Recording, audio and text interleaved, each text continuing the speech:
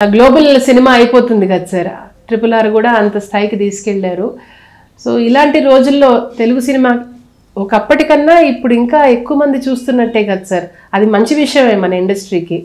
So మీరు బయటికి వెళ్ళినా, మీరు వేరే కంట్రీస్కి వెళ్ళినప్పుడల్లా తెలుగు వాళ్ళని కలిసినప్పుడు అంటే what are you feeling about this Indian cinema? కాదండి, పరభాషల్లో ఇంకోటితో తీస్తేనన్నా మన గురించి.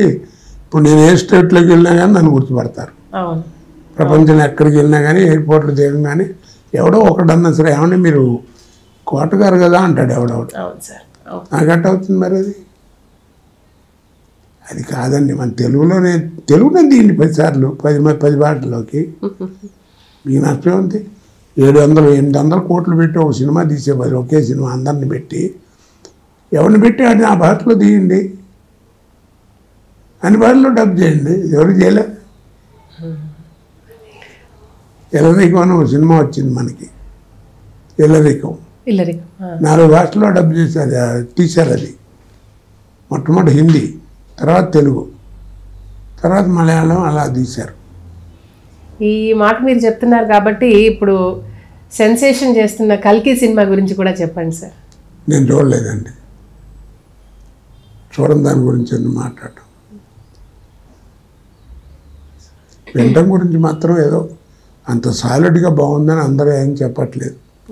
కొంతమంది బాగుంది అంటున్నారు, కొంతమంది బాగాలేదు అంటున్నారు. వీళ్ళు చెప్పారండి అన్ని సినిమాలకి అది ఉంటుందంటే ఉంటే ఉండొచ్చు. ఈ మధ్య కాలంలో మీకు బాగా నచ్చిన సినిమా ఏమన్నా? నేను సినిమాలు చూస్తే కదండి. అంతేనా? థియేటర్కి వెళ్ళి సినిమా చూసి లేదా టీవీలోనే కొత్త సినిమాలు చూసి ఎన్నేళ్ళు అయిందో.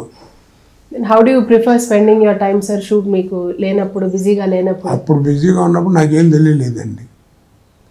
ఇప్పుడు ఏంటంటే పని లేక ఒంటరిగా కూర్చోవడం. రోజు 100-150 మంది మధ్యలో యాక్ట్ చేసేవాడిని. ఇప్పుడు ఒంటరి గట్ట కూర్చోవడం అంటే భయం కదా, బాగా బోర్ కాదు, ఏదో అటు వెళ్ళిపోతుంది కాలం అంతే. ఇప్పుడు నేను మన జీవితంలో 2 కోల్పోయాను. ఒకటి పెళ్ళాం బిడ్డలతో చక్కగా పిల్లలతో ఎంజాయ్ చేయటం లైఫ్లో. నెలకి 2 నెలలకి చూసేవాడిని పిల్లల్ని. అలా నేనే కాదనుకోండి, నాకు మళ్ళీ టైం వచ్చిన వాళ్ళు అందరూ అట్టగా ఉంటారు. అందరూ అలాగే అనిపించుంటారు. ఏ బాగుమని అనిపించలేదా, బ్రహ్మానందం లేదా, అందరూ ఉన్నారు. అందరూ చేసిన బిజీగా ఉన్న వాళ్ళందరికీ ఉంటారు. కానీ నేను కోల్పోయానని చెప్తున్నాను. అలాగే రెండోది ప్రపంచ జ్ఞానం. నాకేం లేదు. పొద్దున్నే 7ంటికి రంగు కొట్టుకోవడం, వెళ్ళడం, కెమెరా ముందు కూర్చోవడం, యాక్షన్, కరెక్ట్, ఇవే తప్ప నాకు అసలు ప్రపంచంలో ఏం జరుగుతుంది ఏమో తెలియదు.